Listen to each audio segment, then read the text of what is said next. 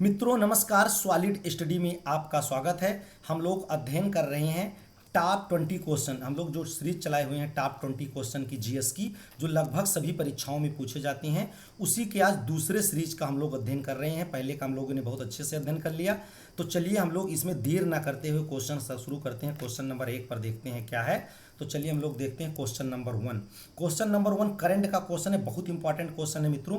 इसमें question number 1 पर है कि सार्वजनिक परीक्षा अनुचित साधनों की रोकथाम विधेयक 2024 में अधिकतम कितने सजा का प्रावधान किया गया है। मतलब परीक्षा को नकल विहीन बनाने के लिए जो कई प्रकार के पेपर लीक हो जाते हैं और स्टूडेंटों को बहुत प्रकार की परेशानियों का सामना करना पड़ता है। अच्छे विद्यार्थी जो पढ़ते हैं नहीं सफल हो पाते हैं और जो नकल के सहारे रहते हैं, पैसा के बल पर वो नौकरी पा जाते हैं। तो उसी को रोकने के लिए सरकार ने एक विधेयक पास कराया है। उसमें हम लोग को ध्यान देना है कि 10 साल की कैद है और कम से कम 1 करोड़ रुपए का जुर्माने का प्रावधान किया गया है। तो ऑप्शन सी इसमें सही होगा।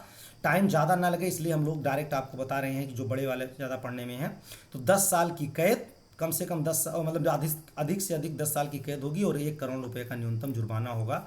नेक्स्ट क्वेश्चन हम लोग देखते हैं, क्वेश्चन नंबर दूसरा। क्वेश्चन नंबर 2 है हम लोगों का। क्वेश्चन नंबर दूसरे में कह रहा है कि विश्व बाघ दिवस, बहुत इंपॉर्टेंट क्वेश्चन है, हम लोगों को पता है कई बार आता है। कह रहा है कि विश्व बाघ दिवस वर्ल्ड टाइगर डे कब मनाया जाता है। तो ऑप्शन ए में कह रहा है 21 अप्रैल को मनाया जाता है, कि 18 जून को मनाया जाता है, कि ऑप्शन कह रहा है कि सी में कह रहा है कि 23 मई को मनाया जाता है, ऑप्शन डी में कह रहा है कि 29 जुलाई को मनाया जाता है। तो ये हम लोगों को ध्यान देना है कि विश्व टाइगर दिवस कब मनाया जाता है, 29 जुलाई को। वर्ल्ड टाइगर डे कब मनाया जाता है, 29 जुलाई को मनाया जाता है। ये हम लोगों को ध्यान देना है। और इसकी शुरुआत कब हुई तो हम लोग को ध्यान देना है, इसकी शुरुआत 29 जुलाई 2010 से, 29 जुलाई 2010 से रूस का एक शहर है सेंट पीटर्सबर्ग। क्या है? रूस का एक शहर है सेंट पीटर्सबर्ग। पीटर्सबर्ग एक शहर है, वहीं से सबसे पहले विश्व स्तर पर बाघों की जो कमी हो रही थी उसको मैनेज करने के लिए, उसको बराबर लगातार अच्छे से बनी रहे उनकी जनसंख्या, उसी को रोकने के लिए एक सम्मेलन बनाया गया विश्व स्तर पर। तभी से मतलब 2010 से ये प्रत्येक साल जुलाई को, मतलब 29 जुलाई को विश्व बाघ दिवस मनाया जाता है। तो ये भी क्वेश्चन अगर आ जाए कि विश्व बाघ दिवस की शुरुआत कब हुई तो हम लोग को 2010 ध्यान देना है। नेक्स्ट हम लोग देखते हैं तीसरा क्वेश्चन। क्वेश्चन नंबर तीसरा। क्वेश्चन नंबर तीसरे में हम लोगों का कह रहा है कि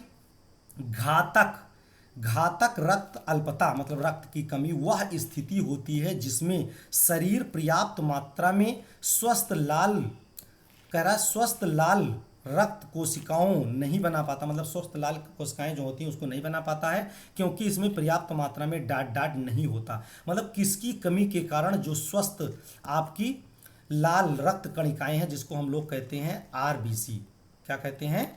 आरबीसी, रेड ब्लड सेल, इसको निर्माण नहीं कर पाता। मतलब किसकी कमी के कारण? ऑप्शन ए में कह रहा है विटामिन B6 की कमी के कारण, कि ऑप्शन बी में फोलेट की कमी के कारण, और कि ऑप्शन सी में राइबोफ्लोविन की कमी के कारण, कि ऑप्शन डी में विटामिन B12 की कमी के कारण। किसके कमी के कारण जो आपकी आरबीसी है वो नहीं बनती है और रक्त की कमी हो जाती है, हम लोग को ध्यान देना है। तो ये हमारा इसमें ऑप्शन सही हो जाएगा विटामिन B12। जब विटामिन B12 की कमी हो जाती है तो जो आरबीसी है ये बनने की मात्रा कम हो जाती है, और जब ये कम हो जाती है तो खून की कमी हो जाती है। और इसको हम लोग को ध्यान देना है, जो आपकी ये विटामिन B12 जिसकी कमी से आरबीसी नहीं बनती है, इसको कहते हैं साइनोकोबालामिन। क्या कहते हैं? साइनोकोबालामिन कहा जाता है। ये हम लोग को ध्यान देना है। विटामिन B12 को क्या कहते हैं? साइनोकोबालामिन कहा जाता है। और जो विटामिन B6 है, क्या है?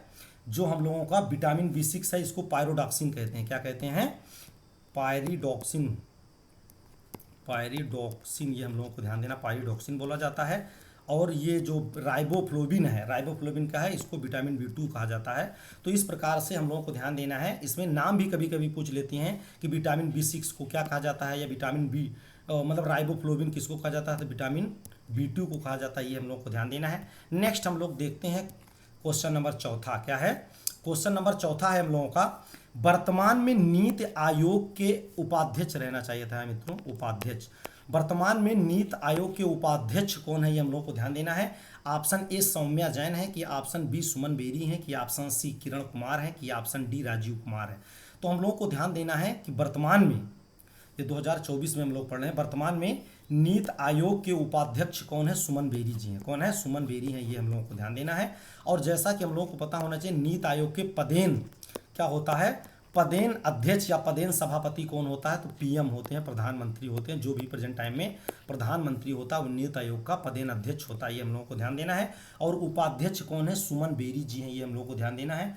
एक क्वेश्चन आ सकता है मित्रों, ये तो उपाध्यक्ष हो गया। एक क्वेश्चन आता था सीईओ, चीफ एग्जीक्यूटिव ऑफिसर, मतलब मुख्य कार्यकारी अधिकारी कौन है? तो ये हम लोग को ध्यान देना है कि वीवी जी, मतलब नीति आयोग के मुख्य कार्यकारी अधिकारी BBR सुब्रह्मण्यम करके हैं। BBR सुब्रह्मण्यम, ये हम लोगों को ध्यान देना है। BBR सुब्रह्मण्यम जो है ये नीति आयोग के सीईओ हैं। क्या है? सीईओ हैं। और हम लोगों को ये भी याद रखना है कि नीति आयोग की स्थापना कब हुई? तो जैसा कि हम लोगों को पता है कि जब योजना आयोग खत्म किया गया तो 1 जनवरी, क्या है? 1 जनवरी 2015 को नीति आयोग की स्थापना हुई थी, ये हम लोगों को ध्यान देना है। मल्टीपल टाइप में हम लोग अध्ययन करते चलेंगे तो कई क्वेश्चन हम लोगों का हो जाएगा। नेक्स्ट हम लोग देखते हैं क्वेश्चन नंबर 5। क्या है? क्वेश्चन नंबर 5 है हम लोगों का, गुप्तकालीन रजत मुद्राओं को, मतलब कह रहा गुप्तकालीन रजत मुद्राओं का नाम दिया गया था। मतलब जो गुप्तकालीन रजत मुद्राएं थी उसको क्या कहा जाता था? तो ऑप्शन ए में करसणा कहा जाता था, करसापण कहा जाता था, करसापण, ये हम लोगों को ध्यान देना है। क्या है? करसापण कहते थे कि रूपक की, मतलब रूपक कहते थे कि दीनार कहते थे कि निष्क कहते थे, ये हम लोग को ध्यान देना है। ये हमको क्वेश्चन देते, उत्तर देते समय ये याद रखना चाहिए। गुप्त काल में रजत मतलब चांदी, जो चांदी की मुद्राएं होती थी उसको क्या कहा जाता था, ये हम लोगों को ध्यान देना है। तो गुप्त काल में इसको रूपक कहते थे। ऑप्शन बी सही हो जाएगा। क्या हो जाएगा? ऑप्शन बी सही हो जाएगा। जो चांदी की मुद्राएं गुप्त काल में हुआ करती थी उसको क्या कहा जाता था? रूपक कहते थे, ये हम लोगों को ध्यान देना है। और जो सोने की मुद्राएं, जिसको हम लोग स्वर्ण मुद्राएं, काफ़ी भी ये भी पूछा जाता है, तो स्वर्ण मुद्रा जो हम लोगों को ध्यान देना है, जो स्वर्ण मुद्राएं होती थी उसको क्या कहा जाता था? उसको दीनार कहा जाता था। क्या कहते थे? दीनार कहते थे। और एक देश की मुद्रा दीनार है जो विश्व में सबसे अधिक, मतलब इसका वैल्यू है सबसे अधिक, जो विश्व में काफ़ी ऐसी मुद्राएं हैं जिसका सबसे ज़्यादा वैल्यू है। जैसे होता है पैसे का कि $1 में कितने रुपए होते हैं, तो उसी प्रकार से सबसे ज़्यादा दीनार का वैल्यू है। उस प्रकार की कई मुद्राएं हैं, उसी में से एक है दीनार। तो आपको कमेंट करके ये बताना है कि किस देश की मुद्रा दीनार है, वर्तमान में किस देश की मुद्रा दीनार है, ये हम लोगों को ध्यान देना है। कमेंट करके जरूर बताइएगा मित्रों, ताकि आपको पता लगे, इसी बहाने याद हो जाएगा, क्योंकि ये दीनार पूछा भी जाता है और इसकी वैल्यू भी बहुत है। नेक्स्ट हम लोग देखते हैं क्वेश्चन नंबर अगला, क्वेश्चन नंबर 6। क्वेश्चन नंबर 6 है हम लोगों का मित्रों, कह रहा है कि किस शिक्षा बोर्ड ने स्कूलों में open book exam, open book exam का मतलब होता है आप किताब खोल के लिखिए, मतलब आप पेपर में कोई भी किताब लेकर जा सकती हैं और क्वेश्चन केवल आपको दिया जाएगा और आप ढूंढ के, जहां से एक लिमिटेड टाइम रहेगा उसी में से ढूंढ करके लिखिए। लेकिन इसमें ये चीज़ जरूर ध्यान देना है मित्रों, ऐसा क्वेश्चन बनाया जाता है कि आप ढूंढते रह जाएंगे, पूरी किताब में नहीं मिलेगा। ये बहुत सोचने विचारने वाला क्वेश्चन होगा, जो एनालिसिस बेस्ड होगा। जो स्टूडेंट बढ़िया से पढ़ाई किया रहेगा वही अच्छे से लिख पाएगा, किताब में तो आप और भी नहीं ढूंढ पाएंगे। तो ये नकल खत्म करने के लिए इस प्रकार की परीक्षाएं, ओपन बुक एग्जाम का जो चुना जा रहा, ताकि पेपर लीक होने का झंझट ही खत्म हो जाए। तो इसमें कह रहा है यूपी बोर्ड ने शुरू किया, प्रस्ताव प्लान तैयार किया है, कि सीबीएसई ने शुरू किया है, कि आरबीएसई ने शुरू किया है, कि बीएसई ने, मतलब बीएसईबी ने शुरू किया है। तो इस प्रकार ओपन बुक एग्जाम का प्रस्ताव किसने, या पायलट प्रोजेक्ट कहते हैं, चलाया, किसने चलाया है? तो इसमें हमारा ऑप्शन बी सही हो जाएगा, सीबीएसई ने। किसने? सीबीएसई ने ये प्लान शुरू किया गया है कि ओपन बुक एग्जाम का व्यवस्था होगी। अभी ये पायलट प्रोजेक्ट पे चल रहा है, अगर सफल हुआ तो पूरे भारत में लागू किया जाएगा। नेक्स्ट हम लोग देखते हैं क्वेश्चन नंबर अगला, क्वेश्चन नंबर 7वां। क्वेश्चन नंबर 7वां हम लोगों को ध्यान देना है मित्रों, निम्नलिखित में से कौन भारत के राष्ट्रीय, मतलब कह रहा है कि निम्नलिखित में से कौन भारत के राष्ट्रपति द्वारा नियुक्त नहीं किया जाता, ये हम लोग को नहीं ध्यान देना है, क्योंकि पेपर में कभी कभी हम लोग जल्दबाजी में नहीं को छोड़ देते हैं। कौन नहीं चूज के, मतलब इनके द्वारा नियुक्त नहीं किया जाता है? तो भारत के उपराष्ट्रपति नहीं नियुक्त किए जाते हैं, कि भारत के सर्वोच्च न्यायालय के मुख्य न्याय, मतलब सर्वोच्च न्यायालय के न्यायाधीश, सुप्रीम कोर्ट के जज को कह रहा है, ये नहीं नियुक्त किए जाते हैं। अब सुप्रीम कोर्ट में चीफ जस्टिस और ऑल टोटल जज की बात कर रहे हैं। भारत के महान्यायवादी नहीं नियुक्त किए जाते हैं, कि भारत के मुख्य न्यायाधीश नहीं नियुक्त किए जाते हैं। तो हम लोगों को ध्यान देना है कि जैसे सुप्रीम कोर्ट के जज और हाई कोर्ट के जज भी नियुक्त किए जाते हैं, मतलब राष्ट्रपति के द्वारा, तो ये तो होगा नहीं। और इसमें महान्यायवादी भी नियुक्त किए जाते हैं, तो ये भी नहीं होगा। कह रहा भारत के मुख्य न्यायाधीश, भारत के मुख्य न्यायाधीश मतलब CJI, chief justice of India भी नियुक्त किए जाते हैं राष्ट्रपति के द्वारा। ये हमारा बचे उपराष्ट्रपति, तो ये उपराष्ट्रपति भारत के हैं जो राष्ट्रपति द्वारा नहीं नियुक्त किए जाते, ये हम लोगों को ध्यान देना है।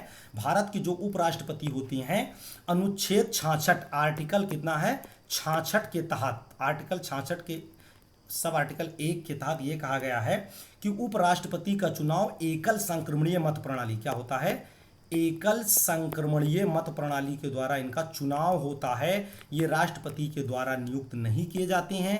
तो मोस्ट इंपॉर्टेंट क्वेश्चन है मित्रों, ये हम लोगों को ध्यान देना। उपराष्ट्रपति राष्ट्रपति के द्वारा नियुक्त नहीं किए जाते हैं, लेकिन अपना त्यागपत्र ये राष्ट्रपति को दे देते हैं, ये हम लोगों को याद रखना है। नेक्स्ट क्वेश्चन हम लोग देखते हैं, क्वेश्चन नंबर 8वां। क्वेश्चन नंबर 8वां है हम लोगों का, कह रहा है कि 18वीं लोकसभा, जो ये क्वेश्चन मित्रों यही से एक क्वेश्चन बन जा रहा कि अभी जो लोकसभा का चुनाव हुआ वो कौन सी लोकसभा का चुनाव हुआ, तो हमको याद रखना है 18वीं लोकसभा का। 18वीं लोकसभा का चुनाव जो हुआ, 18वीं लोकसभा के चुनाव में किस दल को मतलब किस पार्टी को पूर्ण बहुमत प्राप्त हुआ, किस पार्टी को पूर्ण बहुमत प्राप्त हुआ, तो भारतीय जनता पार्टी को प्राप्त हुआ कि कांग्रेस को प्राप्त हुआ कि समाजवादी को प्राप्त हुआ कि किसी भी दल को प्राप्त हुआ, तो ये मतलब किसी भी दल को प्राप्त नहीं हुआ, ये हम लोगों को ध्यान देना है। तो हम लोगों को पता है कि जो इस समय, चूंकि जब किसी पार्टी को पूर्ण बहुमत मिल जाती है, बहुमत प्राप्त हो जाता है, तभी वो सरकार का गठन करता है। तो किस दल को गठन पूर्ण बहुमत प्राप्त हुआ, तो हम लोगों को याद रखना किसी भी दल को पूर्ण बहुमत अब के इलेक्शन में नहीं हुआ है, सब लोग गठजोड़ की स्थिति में लगे हुए हैं। तो पूर्ण बहुमत के लिए हम लोगों को याद रखना चाहिए, मतलब जो बहुमत सरकार प्राप्त करती है किसी भी मतलब इलेक्शन में, बहुमत का ज़्यादातर ये माना जाता है कि 50% टोटल का 50% प्लस 1, जो 50% जितनी सीटें हैं तो उसका, तो अपने यहाँ पर जो इलेक्शन हुआ है उसमें कितनी सीटें हैं, पीछे की सीरीज में हम लोगों ने देखा था कि 543 सीटों पर चुनाव हुआ है, तो 543 का आधा कर लीजिए और उसमें एक जोड़ लीजिए, तो लगभग 272 के आसपास पड़ता है, 272-73 के 272 सीटें अगर आपके पास हैं तो ये माना जाएगा आप पूर्ण बहुमत में हैं। तो किसी भी पार्टियों को 272 नहीं मिली हुई हैं, सबसे ज़्यादा भाजपा को सबसे ज़्यादा जो सीटें मिली हुई हैं वो बीजेपी को मिली एक पार्टी में, और लगभग ये कितनी 240 सीटें, ये हम लोगों को ध्यान देना है। कांग्रेस को लगभग 99-100 सीटें मिली हुई हैं, समाजवादी पार्टी को 37-38 मतलब 37 सीटें मिली हुई है, हम लोगों को ध्यान देना। पूर्ण बहुमत किसी के पास नहीं है, तो गठजोड़ करके ये सरकार बनाएंगे कोई पार्टियाँ। चलिए नेक्स्ट क्वेश्चन हम लोग देखते हैं, क्वेश्चन नंबर 9। क्वेश्चन नंबर 9 में हम लोगों को ध्यान देना है, कह रहा है कि भारत में पहले 3D, कह रहा 3D प्रिंटेड, 3D प्रिंटेड मतलब जैसे 3D में ये एक होता है 2D जैसे मतलब होता है एक हम वृत्त बना दिए, और 3D इसी का मान लीजिए चूड़ी ले लिए तो 3D हो जाएगा, ये हम लोगों को ध्यान देना है। या वैसे कह सकते हैं कि अगर फुटबॉल एक 3D है और उसी का वैसे देखने के लिए करें तो चूड़ी एक हिसाब से अगर बनाई जाए, कहीं छापा जाए तो ये 2D में हो सकती है। 2D का मतलब होता है जिसमें केवल 2 डायमेंशन हो, लंबाई चौड़ाई, और 3D में लंबाई चौड़ाई के साथ ऊंचाई भी हो जाती है, ये हम लोगों को ध्यान देना है। तो कह रहा है कि भारत में पहले 3D प्रिंटेड पोस्ट ऑफिस, डाकखाना मतलब पोस्ट ऑफिस का निर्माण किस शहर में किया गया, तो हैदराबाद में किया गया कि मुंबई में किया गया कि चेन्नई में किया गया कि बेंगलुरु में किया गया। तो हम लोगों को ध्यान देना है कि भारत के पहले 3D, जो 3D प्रिंटेड पोस्ट ऑफिस मतलब एक मशीन आएगी, वो आप मैप बना रहेगा, उसी के हिसाब से अपना कट मसाला गिराते हुए ऊंचा से पूरा वो पोस्ट ऑफिस तैयार कर देगी, मतलब जो भी जिसका मैप तैयार किया जाएगा वो उसको पूरा बना देगी, ये हम लोगों को ध्यान देना है। तो पहली 3D प्रिंटेड पोस्ट ऑफिस कहाँ पर बनाई गई, तो हम लोगों को ध्यान देना कर्नाटक की राजधानी बेंगलुरु में, क्या है, बेंगलुरु में बनाई गई। बेंगलुरु में एक स्थान है उत्सूर, क्या है उत्सूर, वहीं पर एक पोस्ट ऑफिस बनाई गई, क्या बनाई गई, पोस्ट ऑफिस बनाई गई है। और इसको किस कंपनी ने बनाया गया, एक चीज़ हम लोग को ध्यान देना है, तो L&T एक कंपनी है जो राम मंदिर वगैरह बना रहे हैं, काफ़ी फेमस भारत में L&T बहुत फेमस बड़ी कंपनी है मतलब कंस्ट्रक्शन के मामले में, जिसका पूरा नाम है लार्सन एंड टुब्रो, क्या है, लार्सन एंड टुब्रो, ये हम लोगों को ध्यान देना है। तो यही कंपनी है जिसने भारत में, भारत की ही कंपनी है, ये भी हम लोगों को ध्यान देना है। भारत में पहला 3D प्रिंटेड पोस्ट ऑफिस, जब 3D प्रिंटेड बनने लगेगा तो ये बहुत मजबूत होता, बहुत जल्दी ही निर्माण कार्य हो जाता है, ये हम लोग को ध्यान देना है। नेक्स्ट हम लोग देखते हैं क्वेश्चन नंबर 10। क्वेश्चन नंबर 10 होता है मित्रों हम लोगों का, कह रहा है कि दबाव मतलब दबाव का एसआई यूनिट, एसआई जैसे हम लोग जाते हैं, एक होती है एसआई पद्धति, एक होती है एमकेएस पद्धति, क्या होती है, एमकेएस पद्धति। तो इसमें अलग अलग मात्रक होता है, इसको डिटेल में जाएंगे तो बहुत टाइम लग जाएगा, यहाँ हम लोग दोहरा रहे हैं मित्रों। तो दबाव का एसआई मात्रक क्या है, मीटर है कि पास्कल है कि केल्विन है कि न्यूटन है। तो दबाव का एसआई मात्रक हम लोगों को क्या ध्यान देना है, पास्कल है, क्या है, पास्कल है, ये हम लोग को ध्यान देना। दबाव का मतलब दाब का एसआई मात्रक क्या होता है, मतलब पास्कल होता है, ये हम लोग को ध्यान देना है। और इसका यमकेस पद्धति में मात्रक क्या होता है, न्यूटन, मतलब इसको न्यूटन कहते हैं, न्यूटन पर मीटर स्क्वायर, मतलब न्यूटन प्रति मीटर स्क्वायर इसका होता है, बल बटा क्षेत्रफल होता है, ये हम लोग को ध्यान देना है।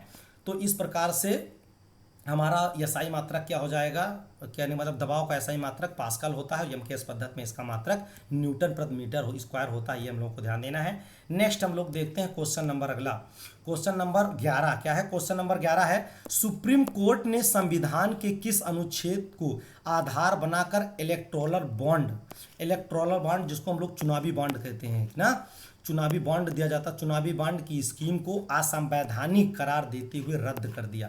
मतलब सुप्रीम कोर्ट ने जिसके द्वारा एक स्कीम चलाई गई थी कि जो राजनीतिक पार्टियां हैं उनको अगर किसी राजनीतिक पार्टी को कोई व्यक्ति या कोई कंपनी चंदा देना चाहती है तो वो एसबीआई बैंक को सौंपा गया था, एसबीआई को से एक इलेक्ट्रिकल बॉन्ड खरीदेगी, चुनावी बॉन्ड खरीदेगी, और वो निश्चित रहेगा, कम से कम 2000 से ज़्यादा का रहता है, बहुत लाखों करोड़ों में रहता है, तो उसको खरीद के उसी कंपनी को देगी, मतलब जिस पार्टी को देना उसी पार्टी को दे देगी, और पार्टी जहाँ पे बैंक में जमा कर देगी उसको पैसा मिल जाएगा। तो इसको सुप्रीम कोर्ट ने असंवैधानिक घोषित कर दिया है। तो किस अनुच्छेद का प्रयोग करके असंवैधानिक घोषित किया है, हम लोग को ध्यान देना है। तो आर्टिकल 19 का प्रयोग करते हुए, कि आर्टिकल 19(1)(a) का प्रयोग करते हुए, कि आर्टिकल मतलब अनुच्छेद 22 का प्रयोग करते हुए, कि अनुच्छेद 21(a) का प्रयोग करते हुए, मतलब किस अनुच्छेद का प्रयोग करते हुए सुप्रीम कोर्ट ने उसको असंवैधानिक घोषित कर दिया, ये हम लोग को ध्यान देना है।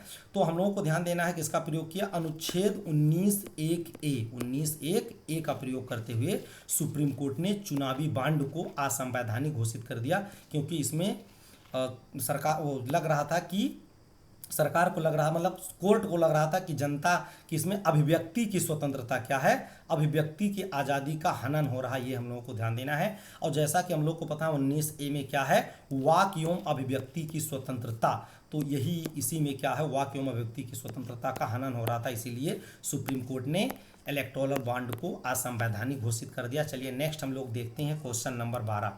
क्वेश्चन नंबर 12 है हम लोगों का, क्वेश्चन नंबर 12 है कि निम्नलिखित शास्त्रीय नृत्य प्रारूपों में से कौन सा उत्तर प्रदेश से संबंधित है, मतलब कौन सा नृत्य उत्तर प्रदेश से संबंधित है।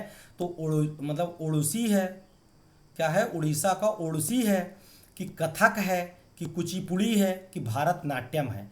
तो ये हम लोग को ध्यान देना है कि उत्तर प्रदेश का पूछ रहा, बहुत इंपॉर्टेंट है, बहुत बार पूछा जाता है, उत्तर प्रदेश का शास्त्रीय नृत्य क्या है। तो हम लोग को ध्यान देना है उत्तर प्रदेश का शास्त्रीय नृत्य क्या है, कथक है। क्या है, कथक है, ऑप्शन बी सही हो जाएगा, ये हम लोग को ध्यान देना। कथक कहाँ से संबंधित है, यूपी से संबंधित है, उत्तर प्रदेश का शास्त्रीय नृत्य है। इसी से मिलता जुलता मित्रों एक आता है कथकली, क्या आता है, कथकली, ये हम लोग को याद रखना है, बहुत इंपॉर्टेंट है, और ये पूछा जाता है तो दोनों में कन्फ्यूजन उत्पन्न हो जाता है। तो जो कथक है ये उत्तर प्रदेश से संबंधित, और कथकली यह कहाँ का है, केरल से, कहाँ का है, केरल से संबंधित है, केरल का ये शास्त्रीय नृत्य है, ये हम लोग को ध्यान देना। ओडिसी भी जैसा कि हम लोग को पता है उड़ीसा का है, और जो कुचिपुड़ी है ये कहाँ का है, आंध्रा का, मतलब आंध्र प्रदेश का, ये हम लोग को ध्यान देना है। और भारतनाट्यम कहाँ का शास्त्रीय नृत्य है, तमिलनाडु का, कहाँ का है, तमिलनाडु का है, ये हम लोग को ध्यान देना है। थोड़ा सा मित्रों वीडियो लंबी हो सकती है इसलिए, क्योंकि हम पूरा डायमेंशन सब तरफ क्वेश्चन को बताते हुए चल रहे हैं, ताकि एक क्वेश्चन हम लोग करें और कई क्वेश्चन हमारा तैयार हो जाए। इसमें थोड़ा आपका टाइम लग सकता है, आप वीडियो बढ़ा के देख सकते हैं, लेकिन ये आपके लिए बहुत ज़रूरी है। अगर हम छोड़ के आगे बढ़ जाएंगे तो आपके मन में हमेशा के लिए कन्फ्यूजन रह जाएगा, इसलिए कन्फ्यूजन को खत्म करना है तो थोड़ा से आपको पढ़ाई पर ध्यान देना पड़ेगा, टाइम लग सकता है। चलिए नेक्स्ट हम लोग देखते हैं क्वेश्चन नंबर अगला, क्वेश्चन नंबर 13 क्या है, क्वेश्चन नंबर 13 है कि भारत के संविधान में सम्मिलित समवर्ती सूची, कह रहा भारत के संविधान में जो समवर्ती सूची है किस देश से ली गई है, जो समवर्ती सूची है किस देश से लिया गया है, हम लोग को ध्यान देना है। तो ये बहुत सिंपल क्वेश्चन है, कई बार आता है, हम लोगों ने बहुत डिटेल से पढ़ा इसको। समवर्ती सूची ऑस्ट्रेलिया से ली गई, कहाँ से ली गई है, ऑस्ट्रेलिया से ली गई है, हम लोग को ध्यान देना है। इसको याद रखना है, समवर्ती सूची 3 प्रकार की सूचियाँ होती हैं, संघ सूची और फिर राज्य सूची और समवर्ती सूची। जो संघ सूची उस पर उसका केंद्र कानून बनाता है, राज्य सूची पर राज्य बनाते हैं, और समवर्ती सूची पर राज्य और केंद्र दोनों कानून बनाते हैं, हम लोग को ध्यान देना है। तो समवर्ती सूची ऑस्ट्रेलिया से ली गई है। और रूस से क्या लिया गया है, तो हम लोगों को ध्यान देना मूल कर्तव्य, क्या है, मूल कर्तव्य बाद में शामिल किया गया, कहाँ से लिया गया, सोवियत संघ रूस से लिया गया है। इटली से खास करके कुछ नहीं है जो इंपॉर्टेंट है काफ़ी। और ऑस्ट्रेलिया से हम लोग पता ही एक समवर्ती सूची ली गई है, और कनाडा से हमारे यहाँ जो संघीय व्यवस्था है, क्या है, जो संघीय व्यवस्था है वो कहाँ से ली गई है, संघीय व्यवस्था कनाडा से ली गई है। किस प्रकार का संघ होगा, राज्य होगा, ये हम लोग को ध्यान देना है। नेक्स्ट हम लोग देखते हैं क्वेश्चन नंबर 14।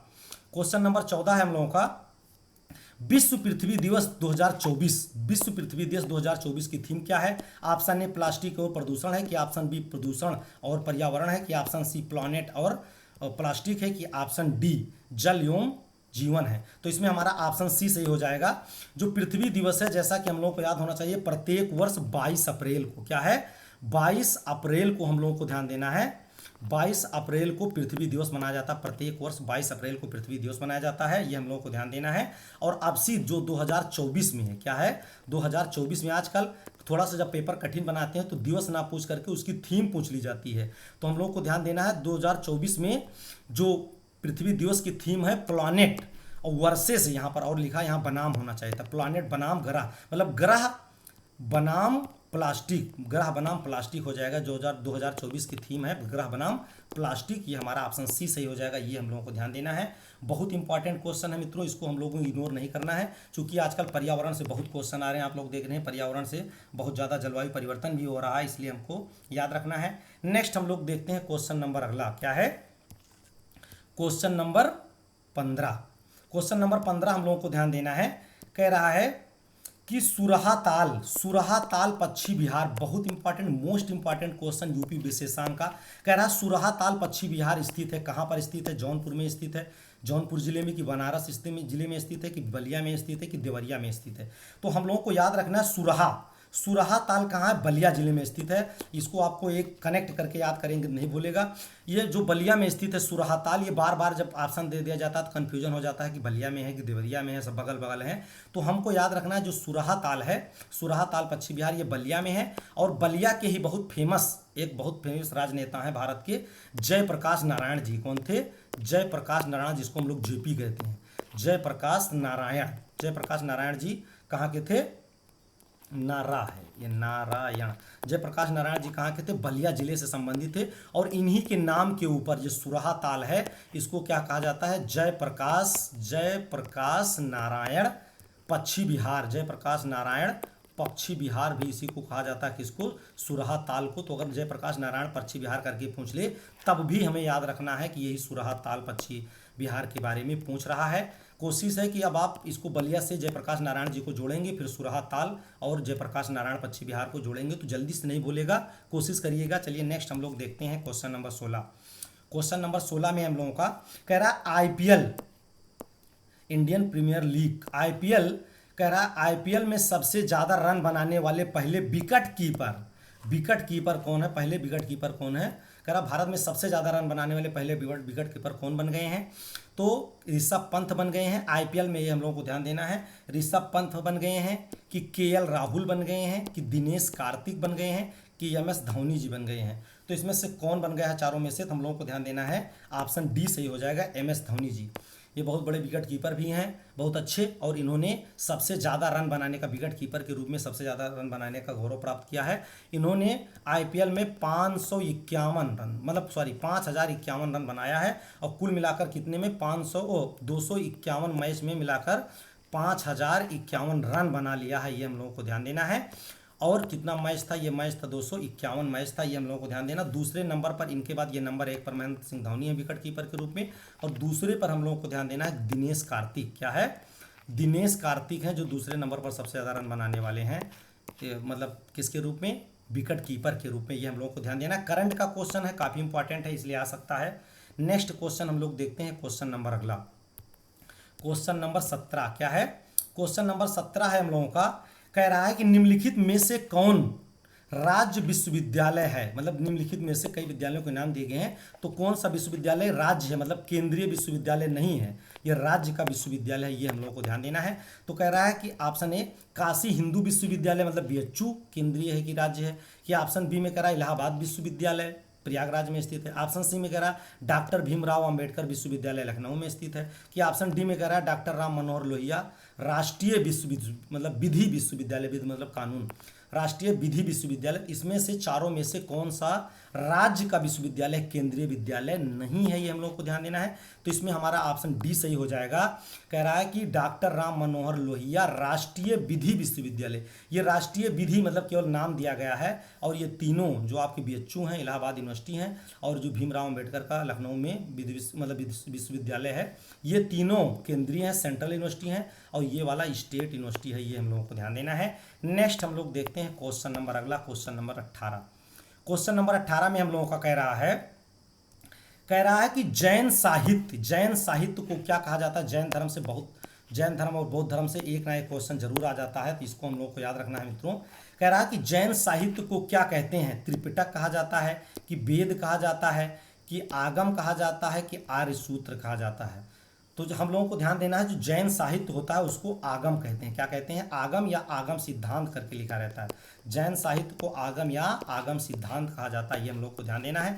ऑप्शन सी सही हो जाएगा। वेद पता है हम लोगों को, वेद तो अपने हिंदू धर्म का है। आर्य सूत्र कुछ ऐसा नहीं है जो जैन से जुड़ा हुआ हो। और त्रिपिटक हम लोगों को ध्यान देना, त्रिपिटक क्या है, बौद्ध साहित्य है।